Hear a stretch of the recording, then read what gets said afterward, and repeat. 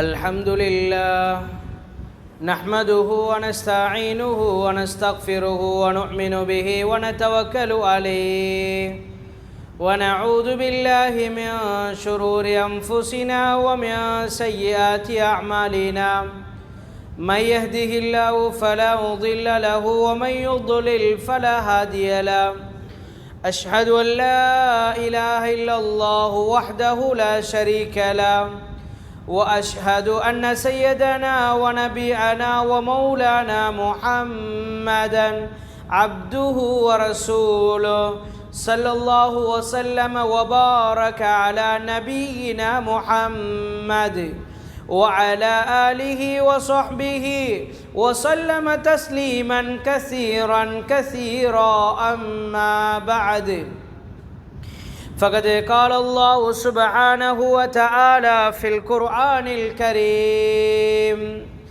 بعد أعوذ بالله من الشيطان الرجيم بسم الله الرحمن الرحيم لا أقسم بيوم القيامة ولا أقسم بالنفس اللوامة أيحسب الإنسان أن لن نجمع عظاما صدق الله العظيم وقال النبي صلى الله عليه وسلم الدنيا دار من لا دار له ومال من لا مال له ولها إجماع من لا عقل له صدق رسول الله صلى الله عليه وسلم அளவற்ற அருளாளர் நிகரற்ற அன்புடையோன் எல்லாம் வல்ல அல்லாஹ்வுக்கு அனைத்து புகழும் உரித்தாவுக. அவன் தனித்தவன், இணை துணையற்றவன். உலகில் ஏதாவது ஒன்றை உருவாக்க நான் என்றால் அதை மிகுதமுண்டி செய்து முடிப்பதை சாட்சி போலுகிறேன். முழு மக்களும் குஃப்ரனும் இல்லில் வாழ்ந்த நேரத்தில் அவர்களுக்கு நேரான பாதையை காட்டுவதற்காக வாழ்வில் கஷ்டம் சிரமத்தை பொருட்படுத்தாமல் சமூகம் உம்மத்தென்று பாடுபட்ட எனது உயிரிமினிய முஹம்மது ஸல்லல்லாஹு அலைஹி வஸல்லம் அவர்கள் மீதிலும் அவர்களது வாழ்வை தன்னுடைய வாழ்வில் எடுத்தது சஹாபாக்கள், தாபிஈன்கள், தபா தாபிஈன்கள், கியாம நாள் வருகின்ற வரைக்கும் வர இருக்கிற முஃமினான ஆண்கள் பெண்கள் அனைவர் மீதிலும் அல்லாஹ்வின் சாந்தியும் சமாதானம் என்றென்றும் உண்டு. அல்ஹம்துலில்லாஹ். அல்லாஹ் ரப்புல் இஸ்ஸத் என்னென்ன விடயங்கள் எடுத்திருக்கும்படி ஏவிருக்கிறானோ அந்த விடயங்களை வாழ்வில் முழுமையாக எடுத்து கொள்ளும்படியும் அல்லாஹ் ரப்புல் இஸ்ஸத் தடுத்த விடயங்களை முழுமையாக தவிர்ந்து கொள்ளும்படி முதலில் அடியானாக எனக்கும் அப்பால் உங்களுக்கும் நான் வசியத் செய்துள்ளேன். அல்ஹம்துலில்லாஹ். கண்ணியத்துக்குரிய மேலான பெரியவர்களே, சகோதரர்களே, நாங்கள் எல்லோரும் ஈதுல் அல்ஹா ஹஜ்ஜி பெருநாளுடைய தினத்தில் இந்த தக்பீருடைய காலத்திலே வீட்டிருக்கிறோம். மேலான சகோதரர்களே, ஹஜ்ஜி பெருநாள் என்று வரும்பொழுது ஒரு தனிப்பெரும் ஒரு குடும்பத்துடைய வரலாறையும் தியாகத்தையும் தான் வலியுறுத்து. அந்த இப்ராஹிம் அலைஹிஸ்ஸலாம் அவர்களும் அவருடைய மனைவி பிள்ளைகளும் செய்த தியாகம்தான் ஹஜ்ஜு பெருநாள். இந்த ஹஜ்ஜுடைய காலத்தில் அநேகமாக உதுஹியாவுடைய அமல்கள் நடக்கக்கூடிய ஒரு காலம், இந்த குர்பானியுடைய அமல்கள் நடக்கக்கூடிய ஒரு காலம். மேலான கண்ணியமிக்கவர்களே, இந்த காலத்தில் நாம் இப்ராஹிம் அலைஹிஸ்ஸலாம் வாழ்க்கையில் என்னென்ன தியாகங்களை எல்லாம் ஓம் கொடுத்தாரோ, என்னென்ன அல்லாஹ்வை திருப்திப்படுத்த அல்லாஹ்வுடைய சந்தோஷத்திற்காக இந்த உலகத்தில் எவ்வாறு தன்னை அர்ப்பணித்தாரோ, இதன் மூலம்தான் அல்லாஹ்வுடைய பெரும் ஒரு வெற்றி அடைந்தார், உதவியை அடைந்தார். அல்லாஹ்வுக்கு துஆ அங்கீகரிக்கப்படக்கூடிய ஒரு நபராக மாறினார். இப்ராஹிம் ஹலீலுல்லாஹ், அல்லாஹ்வுடைய உற்ற நண்பன் என்று பெயரெடுப்பதற்குரிய காரணம் என்ன தெரியுமா? இந்த காலத்தில் நாம் அவருடைய வரலாறை பேசுகின்றோம், அவருடைய தியாகத்தை நாம் செய்கின்றோம், அவருடைய வாழ்க்கையில் செய்த எத்தனையோ விடயங்களை தன்னுடைய வாழ்வில் எடுத்தெடுக்க பார்க்கின்றோம். காரணம் ஒன்றுமல்ல, அல்லாஹ்வுக்கு அவர் செய்த முழு தியாகம்தான். மேலான கண்ணியமிக்கவர்களே, இப்ராஹிம் அலைஹிஸ்ஸலாமுடைய வாழ்க்கையின் சுருக்கம் இந்த காலத்தில் படிக்காவிட்டால் எந்த காலத்தில் நாம் படிப்பது? இப்ராஹிம் அலைஹிஸ்ஸலாம் வாழ்க்கையில் அல்லாஹ் குழந்தை பாக்கியம் இல்லாமல் தான் தன்னுடைய மனைவி சாராவுடன் வாழ்ந்து கொண்டிருந்தார். அதற்கு பின்னால் ஹாஜர் என்ற ஒரு பெண்ணை திருமணம் முடித்து அன்பளிப்பா கொடுக்கப்பட்டு இந்த இரண்டு பேருக்கும் தான் அல்லாஹ் ஒரு குழந்தை பாக்கியத்தை கொடுத்தான். அவர்தான் இஸ்மாயில் என்ற ஒரு பிள்ளை. இப்பொழுது இப்ராஹிம் அலைஹிஸ்ஸலாமுக்கு அல்லாஹ்வுடைய கட்டளை வந்தது, ஒரு பாலைவனத்தில் எந்தவிதமான மனித சஞ்சாலமற்ற இடத்தில் தன்னுடைய மனைவி பிள்ளையை விட வேண்டும் என்ற அல்லாஹ்வுடைய கட்டளை. கேட்டார் அல்லாஹ்விடம், யா அல்லாஹ், எங்கதான் போக சொல்கிறாய்? அல்லாஹ் சொன்னான், இப்ராஹிம் அலைஹிஸ்ஸலாமுக்கு உங்களுடைய பிள்ளை எடுங்கள், அப்படியே வாருங்கள். நடந்து நடந்து பலஸ்தீனிலிருந்து பிரயாணத்தை தொடங்கி இந்த மக்கமா நகரத்திலே, அந்த காலத்தில் மக்காவில் தண்ணீர் இருக்கவில்லை, அந்த மக்கமா நகரத்தில் தண்ணீருக்குரிய ஏற்பாடு இருக்கவில்லை. எங்கு தண்ணீர் இருக்குதோ அங்குதான் மக்கள் வசிப்பார்கள். ஆனால் இப்ராஹிம் அலைஹிஸ்ஸலாம் மனைவியையும் இஸ்மாயிலையும் அந்த இடத்துல விட்டுட்டு அப்படியே வெளியாகிறார். கேட்டாங்க, ஹாஜர் அலைஹிஸ்ஸலாம் எங்க போறீங்க? தண்ணீரே இல்லாத இடமே, தன்னுடைய சின்ன பிள்ளை. அவர் கேட்டதோட இப்ராஹிம் அலைஹிஸ்ஸலாம் எந்த ஒரு வார்த்தையும் பேசல. கேட்டாங்க, மனைவி அல்லாஹ்வுடைய கட்டளையா? சொன்னாங்க, ஆம் என்று தலையால் ஆட்டினார். ஆட்டி விட்டு அப்படியே முன்னுக்கு வந்து ஒரு துஆ கேட்டார். ரப்பனா இன்னி அஸ்கன்து மின் துர்ரியதி பிவாதின் غير ذي زرع عند بيتك المحرم. யா அல்லாஹ், இயற்கையிலே புல் முளைக்காத இடம் இந்த பாலைவனம், என்னுடைய மனைவி பிள்ளை விட்டு போறேன் யா அல்லாஹ், இவர்களை வீணாக்கிடாத என்று சொல்லிவிட்டுதான் தாரீஹுல் ஹிந்த் என்ற வரலாற்றில் எழுதுறாங்க, இந்தியா வரைக்கும் வந்தார் அல்லாஹ்வுடைய தாவா பணிக்காக வேண்டி. மேலான கண்ணியமிக்கவர்களே, இப்ப யோசிச்சு பாருங்க, முதல் மனைவி சாரா பலஸ்தீனில் ஹிப்ரூனில், இரண்டாவது மனைவியும் பிள்ளையும் இந்த மக்கமா நகரத்தில், இப்ராஹிம் அலைஹிஸ்ஸலாம் இந்தியாவில். ஆரம்பத்தில் உலகம் பிரிக்கப்படல, கண்டமாக, மாநிலமாக, சமுத்திரமாக உலகம் பிரிக்கப்படல, எல்லாம் ஒன்றாக இருந்தது. இந்தியாவிலிருந்து அந்த காலத்தில் வாழ்ந்துவிட்டு யோசிக்கிறார், புள்ளைய பார்க்கணும், சின்ன புள்ள விட்டுட்டு போற பருவம். இப்ப என்ன செஞ்சார்? அப்படியே அல்லாஹ்விடம் கேட்டார், யா அல்லாஹ், புள்ளைய பார்க்கவா? புள்ளையும் மனைவியும் இருக்கிறாங்க மக்கமா நகரத்தில். சரி, அல்லாஹ்வுடைய கட்டளை வந்தது, போங்க. பிரயாணம் செய்து வருகின்றார். மக்காவை அண்மித்த பகுதியில் ஒரு தூக்கம் ஏற்பட்டது, தூங்கினார். அல்லாஹ் ஒரு கனவை காண்பித்தான், மகனை அறுப்பதை போன்று. நபிமார்களுடைய கனவெல்லாம் வஹி, இலகுவா நினைத்திராதீங்க. நாங்கள் காணக்கூடிய கனவை நுபுத்துவத்தின் 46 பகுதியாக பிரித்தால் அதில் ஒன்று. நாம் காணக்கூடிய கனவு சாதாரண ஒன்றல்ல. இந்த மிம்பரில் சொல்லியிருப்போனோ தெரியாது, கனவு கண்டா யாரிடத்திலும் சொல்லக்கூடாது. நாம் சொல்லுவாங்க, கனவுக்கு விளக்கம் தெரிந்த உலமாக்கள், அவங்கள்ட்ட தான் விளக்கத்தை கேட்கணும். கனவென்பது என்னுடைய நெல்லை அமல வச்சு அல்லாஹ் காட்டி தருவான், என்னுடைய கொடைகளை வைத்து அல்லாஹ் காட்டி தருவான். விரோதி யார், உண்ட கெட்டவன் யார் என்ற பல விடயங்கள். நீங்க பாருங்க, யூசுப் அலைஹிஸ்ஸலாம் நபியாக வருவதை கனவில் தான் கண்டார். யா அபதி இன்னி ரஅய்து அஹத அஷர கௌகபா, சூரியனையும் சந்திரனையும் கனவு கண்டேன், அனைத்தும் எனக்கு சுஜூத் செய்து வாப்பா. யூசுப் அலைஹிஸ்ஸலாம் நபியாக வருவதை கனவில் அல்லாஹ் காட்டினான். ஆயிஷா ரலியல்லாஹு அன்ஹா ஒரு கனவு கண்டாங்க, ரசூலுல்லாஹ்வுடைய முதுகு வெட்டப்பட்டு தன்னுடைய மடியில் போடப்படுவதாக. துடித்து எழும்பி சொன்னாங்க, யா ரசூலல்லாஹ், நான் இப்படி ஒரு கனவு கண்டேன். சொன்னாங்க, அபிஷரியா ஆயிஷ், ஆயிஷா நன்மாராயம் பெறுங்க, என்னுடைய பேரப்புள்ளை உங்களோட மடியில் தான் வளரும். கனவுக்கு எக்கச்சக்கமான விளக்கம். உதாரணமா, நீங்க பாம்ப கனவு கண்டா விளக்கம் என்ன தெரியுமா? உங்களுக்கு விரோதிகள் இருக்கிறாங்க, கவனமாக இருந்துக்கோங்க. அல்லது பாம்பை கண்டீங்க, அந்த பாம்புடைய முன்னில அதோடைய பல்ல பார்த்தீங்க, நீளமான வாளை கண்டீங்க, இப்படின்டா விரோதி மிக தூரத்தில் இல்லை, உங்களோட கூட இருக்கிறான், கவனமாக இருங்க. மேலானவர்களே, யானையை கண்டா உலகத்தில் பெரும் பெரும் ஹைறுகளை அல்லாஹ் உங்களுக்கு தரப்போறான். மௌத்தாரமாய் கனவு கண்டா உலகத்தில் நீண்ட காலம் வாழ போறீங்க. தொழுவிப்பதை போன்று கனவு கண்டா உங்களுக்கு தொழுகை நடாத்தப்பட போகிறது. இந்த நூட்களை எல்லாம் எழுதியவர் யார் தெரியுமா? ஈராக் வெற்றி கொள்ளப்படுது. ஹாலித் பின் வலீத் ரலியல்லாஹு அன்ஹு என்ற மிக முக்கியமான சஹாபி ஈராக்கை வெற்றி கொள்றார். வெற்றி கொண்டு விட்டு ஈராக்குடைய ஒவ்வொரு சேஜுலுக்கும் நுழைகின்றார். நுழைந்து பார்க்கிறார். பல நூற்றுக்கணக்கான பிள்ளைகள் அங்க உட்கார்ந்து இஞ்சிலை பாடமாய் கொண்டிருக்கிறாங்க. ஹாலித் இப்னு வலீத் நினைத்திருந்தால் அந்த பிள்ளைகளுடைய தலைவர் உடம்பு வேற மாற்றி இருக்கலாம்.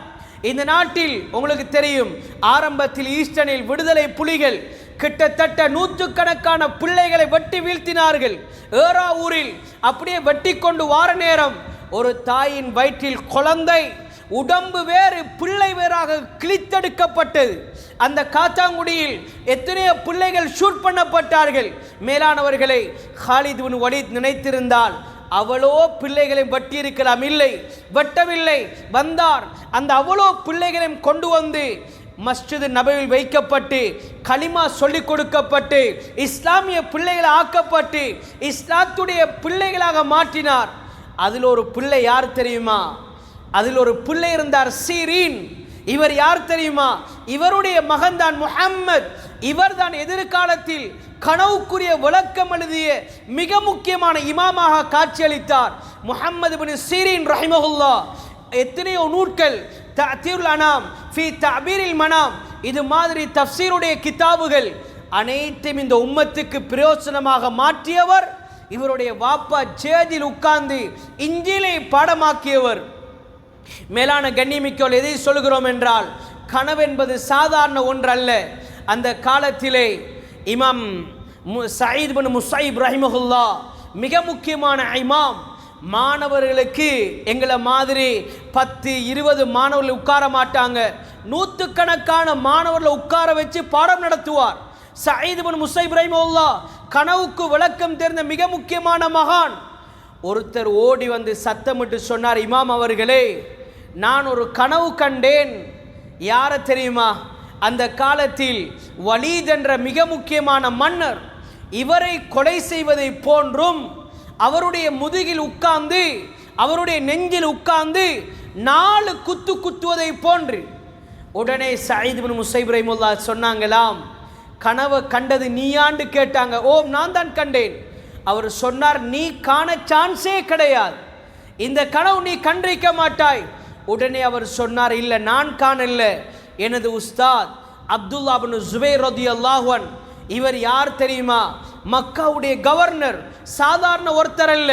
அந்த காலத்தில் மக்கா வந்து மதீனாவுக்கு சஹாபாக்கெல்லாம் ஹிஜ்ரத் செய்ததற்கு பின்னால யாருக்கும் புள்ள பாக்கியம் இல்லை, யாருக்கும் புள்ள பிறக்கல்ல. மக்காவுடைய காஃபிர்கள் சொன்னாங்களாம், எங்கட சிலைகள் எல்லாம் உங்களை பழிக்கு பழி வாங்கிவிட்டது, இதற்கு பின்னால் உங்களுக்கு புள்ள பாக்கியமே கிடையாது. அந்த நேரம்தான் அபூபக்கர் ரலியல்லாஹு அன்ஹு முடிச்சிருந்தார். முதல் மனைவி ஹுசைதா பின்த் அஸ்வித் உத்தா, இந்த பெண்ணுக்கு கிடைத்த முதல் புள்ளதான் அஸ்மா ரலியல்லாஹு அன்ஹா. அஸ்மா தான் முதலா கன்சீவ் ஆகுறாங்க, பிரெக்னென்ட்டாக மாறுறாங்க.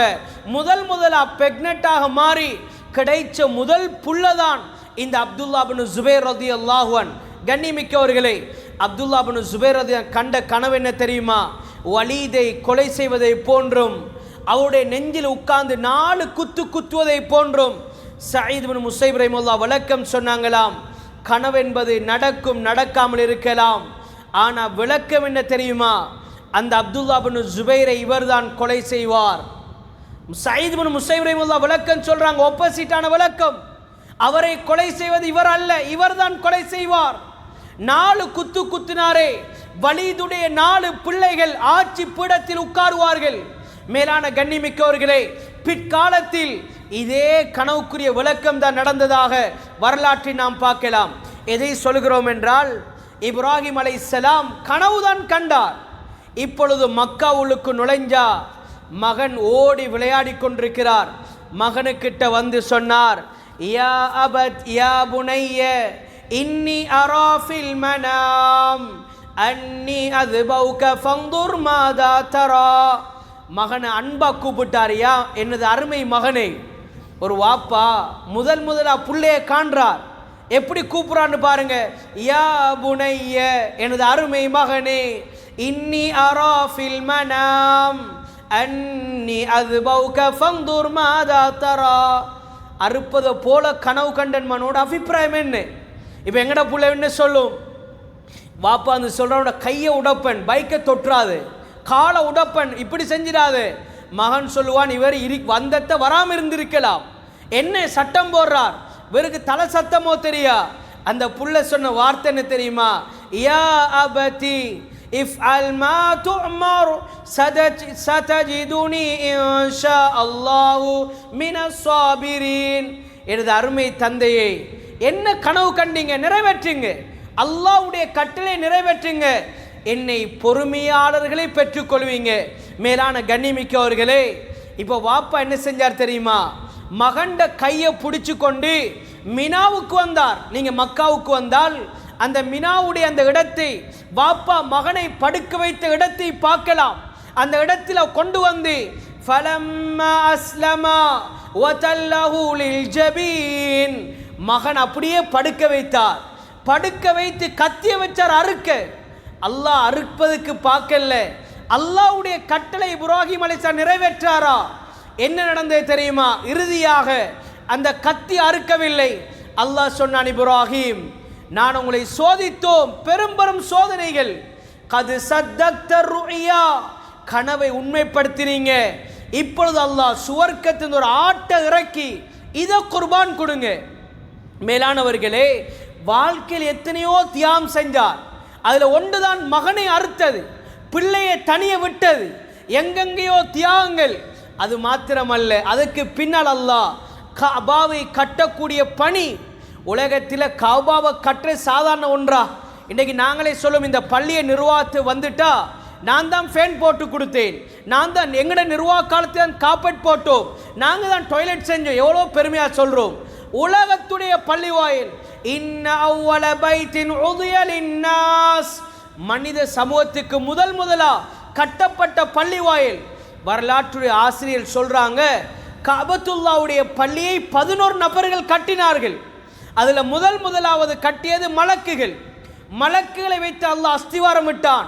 இரண்டாவது ஆதம் அலைஹிஸ்ஸலாம், மூன்றாவது அவருடைய மகன் ஷீத், நாலாவது இப்ராஹிம் அலைஹிஸ்ஸலாம், ஐந்தாவது அமாலிக் என்ற ஒரு கோத்திரம், ஆறாவது ஜுருகும் என்ற ஒரு கோத்திரம், ஏழாவது குசைப் பின் கிலாப், எட்டாவது குரைஷ், ஒன்பதாவது அப்துல்லா பின் ஜுபைர் ரலியல்லாஹு அன்ஹு, பத்தாவது ஹஜ்ஜாஜ் பின் யூசுப், 11வது மன்னர் ஹலீஃபா ஹாரூன் ரஷீத். இந்த 11 நபர்களும் தான் கஅபாவை உடைத்ததும் கட்டியதும். மேலான சகோதரிகளே, எதை சொல்கிறோம் என்றால், இப்ராஹிம் அலைஹிஸ்ஸலாம் வாழ்க்கையில் செய்த பல தியாகத்துடைய வெளிப்பாடு தான் இந்த ஹஜ்ஜுடைய காலம். இந்த பெருநாளை கொண்டாடி கொண்டிருக்கிறோம். ஈதுல் அத்ஹாவுடைய பெருநாள். இந்த தினத்தில் அவருடைய தியாகம் தான் வெளிப்படுது. உதுஹியாவுடைய குர்பானியுடைய பிராணிகளை அறுத்தோம், மக்களுக்கு மாமிசத்தை பங்கிட்டோம், இந்த நல்ல பணிகளில் ஈடுபடுத்தினோம். இந்த அமல் இப்ராஹிம் அலைஹிஸ்ஸலாமுடைய அமல், அவங்க செஞ்ச தியாகம் தான். மேலானவர்களே, ஹதீஸில் பாருங்க, உதுஹியாவுடைய சிறப்பு அடிக்கடி கேள்விப்பட்டிருப்போம். ஆனால் இன்றைக்கு நானும் நீங்கள் இன்னும் உதுஹியா கொடுக்கின்ற உணர்வை கொண்டரல்ல. எங்கேயாவது பேக் வரட்டும், பார்சல் என்ன ரெடி, இல்லாட்டி நிர்வாகம் இந்த முறை தரல, எனக்கு 2 பார்சல் தான் 3 பார்சல் தான் அப்படின்ட்டு கவுண்ட் பண்ணுறோம். ஏன் நாங்கள் கொடுக்குற இல்லையா? நான் ஒரு பங்குதாரியா சேர்ற இல்லையா? மேலானவர்களே, ஹதீஸில் பாருங்க, குர்பானுடைய சிறப்பு ஏராளம். கியாமத்தில் நபி அவங்க சொன்னாங்க, பெருநாளுடைய தினத்தில் செய்யக்கூடிய அமலில் அல்லாஹ்வுக்காக விருப்பமான அமல் என்ன தெரியுமா? இஹ்ராக்குத் தம், அந்த குர்பானியுடைய பிராணியுடைய கழுத்து செல்லக்கூடிய ரத்தம், ஆடாரிக்கலாம், மாடாரிக்கலாம், ஒட்டகமாரிக்கலாம், இதனுடைய ரத்தம் தான் அல்லாஹ்வுக்காக விருப்பம். சரி, அல்லாஹ்வுக்கு இந்த ரத்தத்தை நாங்கள் யோசிக்கிற அறுக்கிற மாமிசம் எங்களுக்கு தான், முள்ளும் எங்களுக்கு தான், மாட்டுடைய மூளையும் எங்களுக்கு தான், சூப் காய்ச்சி குடிக்கிறோம், எல்லாம் செய்கிறோம். அப்ப ஏன் அல்லாஹ்வுக்கு விருப்பம்? அல்லாஹ் சொல்றான், லய்யனாலல்லாஹு லுஹூமுஹா வலா திமாஉஹா வலாகின் யனாலுஹு தக்வா மின்கும். அல்லாஹ்வுக்கு உங்களோட முள்ளும் பாரல, எலும்பும் பாரல. அல்லாஹ் கிட்ட வாரன தெரியுமா? உங்களோட கல்வில இருக்கிற அல்லாஹ்வோட பயம். யாருக்கு கொடுக்குறீங்க? எதற்கு கொடுக்குறீங்க? இந்த ஆண்டு கொடுத்தோம், அடுத்த ஆண்டு கொடுக்காம விட்டுறது அல்ல. எங்களுடைய கல்வில எந்த அளவுக்கு பயம் இருக்கு அல்லாஹ் பார்க்கிறான். மேலானவர்களே, சரி, எனக்கிட்ட வசதி வாய்ப்பு இருக்கு, அல்ஹம்துலில்லாஹ். இந்த ஆண்டு வசதி இருந்துச்சு. மன் வஜத ஸஅத்த, நபியுடைய ஹதீஸை பாருங்க. உங்கள்கிட்ட வசதி வாய்ப்பு இருக்குது, ஆனால் நீங்கள் உதுஹையா கொடுக்கல. ஃபலம் யுதுஹி, நீங்கள் உதுஹையா கொடுக்கல, ஆனால் இறைச்சி வாரத்தை மட்டும் எதிர்பார்த்து கொண்டிருக்கிறீங்க. ஃபலா யக்ரபன்ன முஸல்லானா, நபி அவங்க சொன்னாங்க, நான் தொழுற முஸல்லா கூட வந்துடாதீங்க. எப்படி எச்சரிக்கைன்னு பாருங்க. இது சாராயத்தை போன்றோ விபச்சாரத்தை போன்ற எச்சரிக்கை இல்லாவிட்டாலும் நபியுடைய ஹதீஸை பாருங்க. பெருநாளுடைய தினம் உங்களுக்கு வசதி வாய்ப்பு இருக்குது உதுஹையா கொடுக்க, ஆனால் நீங்கள் அசால்ட்டா அதை ஒரு கணக்கெடுக்காம விட்டீங்க. நீங்கள் நாங்கள் தொழுற முஸல்லா கூட வரவானாமண்டாங்க. ஏன், என்ன காரணம்? மேலானவர்களே, இன்றைக்கி யோசிச்சு பாருங்க. இன்றைக்கி எங்கட பெருநாளை நாங்கள் தான் கொண்டாடுறோம், அடுத்தவங்களோட பெருநாளை நாங்கள் தான் கொண்டாடுறோம். சும்மா சரி ஒரு குட் ஃப்ரைடே வந்துச்சு அல்லது ஹாலிடே வந்துச்சு, அதுலேயும் நாங்கள் தான். ஒரு நாளைக்கு பைக் எடுக்கிறோம், 10 பேர் சேர்றோம், 20 பேர் சேர்றோம். எங்களை ஊரில் தேடாதீங்க, எத்தனை சுற்றுலா போகிறோம். அவரை பிடிச்சி கேட்டா எவ்வளவு வாப்பா செலவு? சும்மா ஒரு நாள் செலவு சொல்வார் 40,000 50,000 செலவப்பா. இந்த 50,000 ஒரு பங்கா சேர இல்லாதா? ஏன் நாங்கள் பொடுபோக்கு செய்கிறோம்? எங்கள்கிட்ட கையில் இருக்கிற மொபைலை பாருங்க, எங்களோட வாகனத்தை பாருங்க. அல்ஹம்துலில்லாஹ், அல்லாஹ் எல்லா வசதியும் தந்திருக்கிறார். ஆனால் உதுஹையாண்டு வந்தா அதை அறுக்கணும், பிடிக்கணும், சுமக்கணும், அந்த முள் எங்கொண்டே போடுறது, இந்த தோல் எங்கே போடுறது, இப்படி பிரச்சனை. இதனால் நாங்கள் அதை விட்டுடுறோம். மேலானவர்களே, நபி அவங்க சொன்னாங்க, கியாமத்தில் அல்லாஹ் என்ன செய்வான்? பி குரூனிஹா வ அத்ஆஃபிஹா வ அஷ்ஆரிஹா, எல்லாத்தையும் கியாமத்தில் உங்களுக்கு சாட்சிக்கு அல்லாஹ் கொண்டு வருவார். அதனால கண்ணியமிக்கவர்களே, இந்த ஆண்டு நானும் நீங்களும் இந்த உதுஹையாவில் பொடுபோக்கு செஞ்சிருந்தா நியத்து வைங்க, வரக்கூடிய ஆண்டு இன்ஷா அல்லாஹ் நான் உதுஹையா என்ற அமலை நிச்சயம் நிறைவேற்றுவது, அதற்குரிய ஏற்பாடு செய்கிறது. இந்த ஆண்டு நாங்கள் எங்களோட ஃபேமிலி ட்ரிப் போறல்ல, சுற்றுலா இல்லை, எங்களோட குடும்பம் சேர்ந்து ஒரு மாடு அல்லது 2 மாடு உதுஹையா என்ற அமலை நிறைவேற்றுவோம். அல்லாஹ்வுடைய பொருத்தத்தை அடைவோம் என்ற நல்ல அடியார்களாக மாறுவோம். பெருநாளுடைய தினத்திலே இருக்கிறோம். உறவுகளை யாரும் முறிச்சு வாழ்ந்திடாதீங்க. தாத்தாவோட சண்டை, நானாவோட சண்டை, குடும்பத்தோட சண்டை, இது நல்ல பண்பல்ல. நபியிடத்தில் ஒரு பெண்ணை பற்றி சொல்லப்பட்டுச்சு, யா ரசூலல்லாஹ், 5 நேர தொழுகையும் தொழுகிறாள், சுன்னத்தான அமலும் செய்கிறாள், அதோட நோ பிடிக்கிறா, சதக்கா கொடுக்கிறா. ஆனால் அயல் வீட்டுக்கார பெண்ணோட சண்டை, அயல் உறவோட சண்டை பிடிச்சு வாழ்றார். நபி அவங்க சொன்னாங்க, லா ஹைர ஃபீஹா, என்ன நலவு இருக்குது அவல்ல, என்ன நலவு காண போறா? மேலானவர்களே, தாத்தாவோட தம்பியோட எங்கட தங்கச்சோட சண்டையா? இந்த நல்ல நாளில் இருக்கிறோம், தக்பீருடைய நாட்கள், இந்த காலங்கள். அல்லாஹ்வுக்கா மன்னிப்போம், அவட கையை பிடிப்போம். நான் என்னுடைய கௌரவத்தை விடுவோம், என்னுடைய வரட்டு கௌரவத்தை விட்டு அல்லாஹ்வுக்கா மன்னிச்சு குடும்பங்களை சேர்ந்து நடப்போம். எங்களோட உம்மா வாப்பாவோட யாராவது பேசாம இருப்போமா இருந்தா அல்லாஹ்வுக்காக மன்னிச்சிருங்க. என்னை வளர்த்தவர், என்னை உருவாக்கிய தாய், எனக்காக எத்தனையோ தியாகம் செஞ்ச தாய், எங்களோட உறவுகள் இருக்கிறாங்க. நல்ல முறையில் இந்த பெருநாளுடைய தினத்தில் நடந்து கொள்வோம். எல்லாம் அல்லாஹ் சுப்ஹானஹு வ தஆலா எங்களோட வாழ்வையும் குடும்ப வாழ்வையும் செழிப்பாக்கி உயர்ந்த பாக்கியத்தை அல்லாஹ் தந்தல்வானாக. யா அல்லாஹ், எங்களுடைய பாவத்தை மன்னிப்பாயாக, மனைமக்களுடைய பாவத்தை மன்னிப்பாயாக, உறவுகளுடைய பாவங்களை மன்னிப்பாயாக, எங்களை பொருந்திக் கொள்வாயாக. யா அல்லாஹ், எங்களை தீனுக்காண்டி கபூல் செய்து கொள்வாயாக, வாழ்க்கையில் பரக்கத் செய்வாயாக. பெருநாளுடைய தினங்கள் இருக்கிறோம் யா அல்லாஹ், யாரெல்லாம் மன்னிப்பாயோ அந்த கூட்டத்தில் மனைரை சேர்த்திரியா அல்லாஹ். உதுஹையாவுடைய அமல் நிறைவேற்றிய அந்த நல்ல மக்களுடைய அமல்களை பொருந்திக்கோ யா அல்லாஹ். கல்பிலே தக்வாவை தாயா அல்லாஹ், இல்ஹாமியத்தன் அறிவை தாயா அல்லாஹ், நுட்பமான விளக்கத்தை தாயா அல்லாஹ், உன்னுடைய பொருத்தத்தை தாயா அல்லாஹ். எங்களுடைய கடன் பிரச்சனை இல்லாமல் ஆக்கிறியா அல்லாஹ், குடும்ப வாழ்க்கை சந்தோஷத்தை தாயா அல்லாஹ். எங்களுடைய குழந்தைகளை பொருந்திக்கோ யா அல்லாஹ், உன்னுடைய பொருத்தத்தை தந்திரியா அல்லாஹ். எந்த குழந்தைகள் எல்லாம் எடுத்துக்கொண்டாயோ